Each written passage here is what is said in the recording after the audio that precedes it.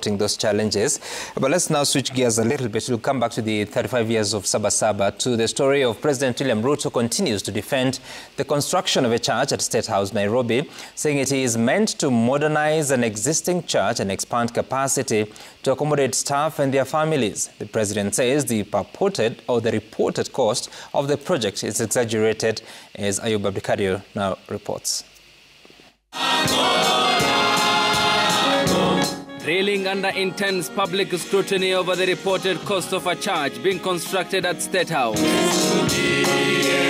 and the failure to distinguish the borderline between state and religion, President William Ruto mounted a robust defense of construction of a church at State House in Nairobi, saying its reported cost has been exaggerated. Kanisa ya watu 300 inaweza kufikaje 1 billion sijui na ngapi? Tafadhali jameni, wacheni porojo, wacheni propaganda, wacheni chuki. Mnachukia kanisa ya Mungu kwa sababu gani? Mtaniombea na wale wako State House tujenge hiyo kanisa na tufaulu. Tukiwaita mtakuja kutusaidia kujenga. In justifying the project, he insisted that the existing structure is in dire need of a facelift. Sijakuja kuanzisha kanisa State House, nimekuta kanisa ikiendelea. Mnataka nirekebishe State House, mimi niishi mahali mzuri, alafu kanisa ya Mungu ibaki ya mabati? The president citing biblical verses to drive his point home. Hagai 1 mstari wa 4. Mungu anauliza, nyinyi mnaishi kwa manyumba mazuri, hata imewekwa mbao mzuri, alafu nyumba ya Mungu imeharibika. Hiyo swali nikiulizwa nikipatana na Mungu, mnataka nijibu namna gani? Dr. Ruto, who was in Embu County, an area where crowds have been less receptive in recent days, took aim at his critics. Iko fitina mingi. Wacha niwaambie, shetani ashindwe. Shetani ashindwe mfululizo. The president, who attended the 35th anniversary of the diocesan in Embu County, also called for harmony, warning against the risks posed by political divisions and intolerance. Ayub Abdikadir, Citizen TV. All right, that's a story that has really caused a lot of public reactions, with Kenyans criticizing that action of the president. Of course, he said that he's using his own resources to build the church and not really from the public offers. But at the same time, he now denies that the cost is 1.2 billion shillings. And Mheshimiwa Koech, maybe you can help us understand here, because we've seen all the reactions. What do you know about this church? You know, Sam, this is a debate that I don't know why we should be having it in the first place. Because what is the issue? I've never understood what the issue is. First of all, the media should stop being unnecessarily sensational over a very small issue. First of all, where did they get the budget of 1.2 billion? Well, the president, and the constitution, Kenya is not a secular state. Kenya is a nation that even the constitution acknowledges that we have an almighty God, and it has provided, that we can pray. What the president has simply done, and there is a church in State House, a Mabati church in State House, is to simply upgrade it. Yeah. He is not spending any public money. We have a population that stays in State House, of people who work in State House, people who also feel like they should pray.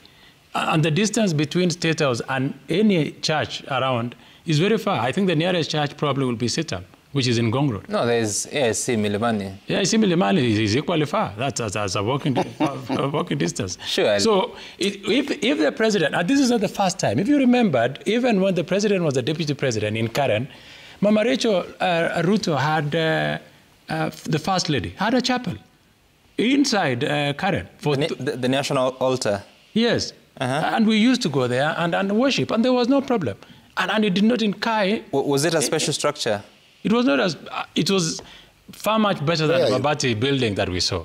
And I think for the president to say, now that the State House is even looking better, you cannot have the head of state having such a Mabati building that has been going around online. So the national altar is a place to worship. At the office of deputy president, why is it? Is it a secluded space, or it's just within the compound of the residence of the deputy president? Part of the big structure. Part of the big structure. So not part of the big structure. It was at the side there. I don't know if you ever went to. It's been a while. Yeah.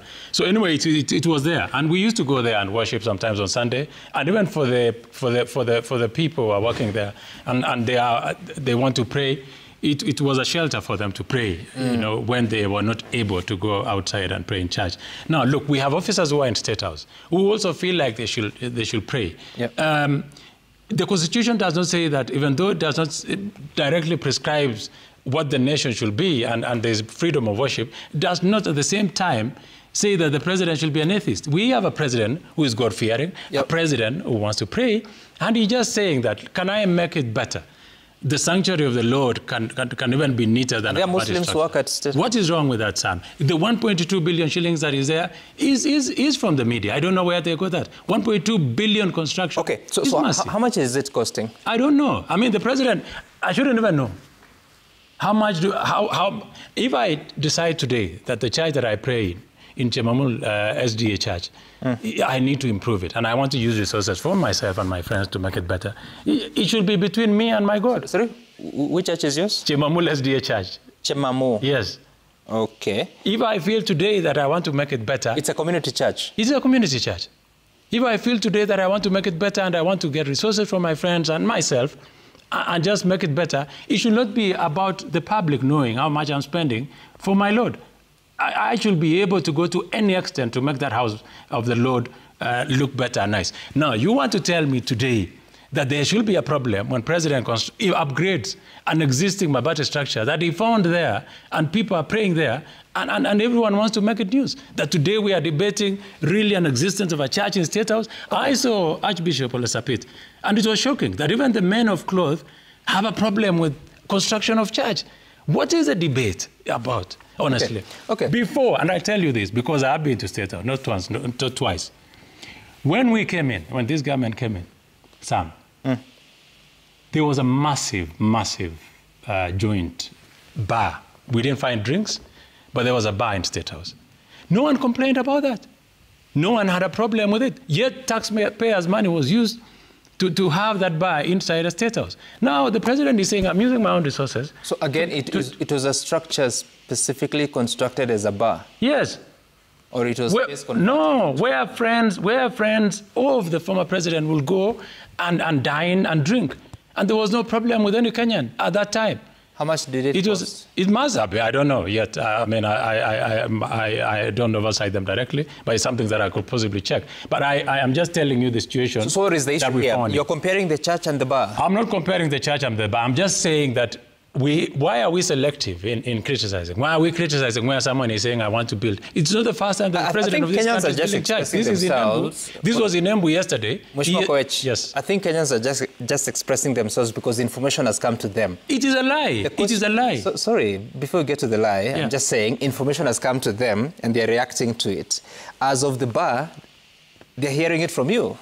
I also want you to hear from me that the media, particularly the media that went out to sensationally claim that the president was building a 1.2 billion church inside State House, is a lie.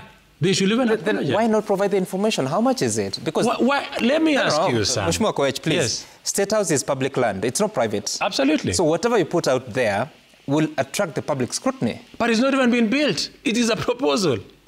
Exactly. The structure is there. So that proposal, how much is it worth? Why should the president come out to say, this is what I want to build? Because State House is public land. But there is already a church. He's simply upgrading on the grounds where the church is. He's not building a new church. On public land. It is on public. Not private. Let me ask you, not Sam. Was that church not in public land, the existing one? Is it not public land? But it's not, I mean, you're the one who is building it, not you. I am not saying, I have said upgrading the existing church. Simple. So there's a proposed project to upgrade the existing church on public land.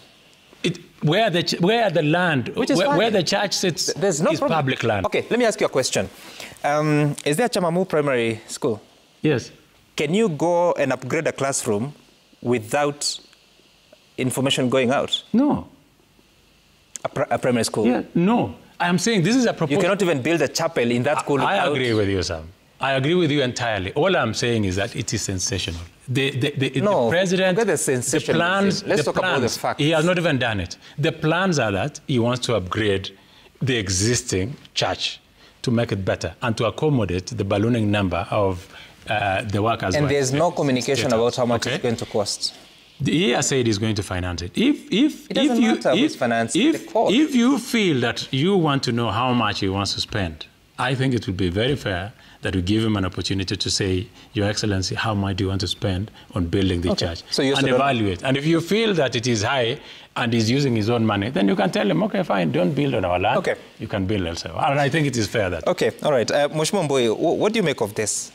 You know, I think first and foremost, there has to be a separation between state and religion. The government must know that what their role is. The church has got its own other leaders. And the issues that come up about because of this matter, one is the issue that you've actually asked the honorable member here, the issue of public land. Now, any time that you have to do something on public land, there has to be public participation. Whoever becomes president does not own State House or even its environs. In fact, I will say, Sam, that it was even a blunder, a very big one by this regime, to go and renovate a historical building like State House and then change the roof and make it look modern and all that, because sometimes we want to preserve the historical look. And that is being done without public participation, without the owners of that house who are the Kenyans agreeing to it. Now, on this matter of a church in State House, there are so many denominations. We have our Catholics, SDA, we've got those, Wakorinos, we've got even Muslims, we've got Hindus. So when you go and build a church, because now I don't know what denomination the president is, I would assume maybe AIC. So he goes and builds a church for AIC. So what happens when the next president, who is maybe Kalonzo Musyoka and is from ABC or Catholic? What happens to that church? Does he go now and bring it down and build another church? Because at the end of the day, every president's denomination is separate from the state. This is public property, public land. So you cannot go and impose your will. Now, what he's saying about Uhuru Kenyatta, probably, I don't know, but it is possible he could have a bar in State House. But you see, a bar is not a whole new building. It is possibly a room that has been put some shelves for putting drinks. That's what he's terming a bar. If the president decided that he's going to use one of the rooms in State House as a prayer room, that would be okay. Yeah. Because then he can do prayers there and nobody would have a problem with that. Even if he set up a tent and said this is a temporary structure, we can be doing prayer there. But the minute you start putting up a church, different denominations build churches differently. So at the end of the day, I think he's trying to imply, just like he did when he said, he went to church to look for votes. I think he's trying to imply to the maybe the Christians in this country that he's a staunch Christian. But then my question would be, Koech, it's important for you to tell us this: what staunch Christian would be giving instructions for the young of this country to be killed? You are deviating from the subject. Please focus on that one. It is very clear. The church and when did the president give instructions? You see, the church is basically about religion.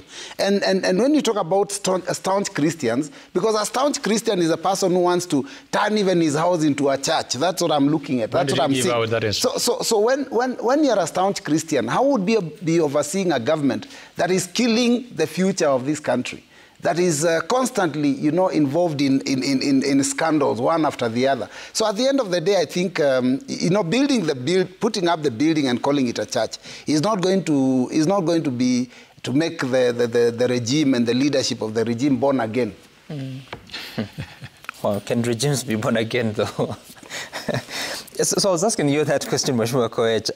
So you're saying you're taking care of the Christian community there. How about the Muslims at State House? When the president, if we will have a Muslim, the president currently is a Christian. If you will have a Muslim president in future, and he also decides that he probably wants to build a mosque, it's okay. He can build a mosque if he wants to have a mosque. You told me in fact, Sam, in the military, for instance, you have a mosque, you have the Protestant, and then you have Catholic. And it is there. No one has a problem with it. It happens even in the police station. That is also what happens. So the question I'm asking is, you've told me that the church at State House is serving the community that works there. Yeah. And I'm asking, are there Muslims who work there? There are Muslims who work in State So where is their mosque?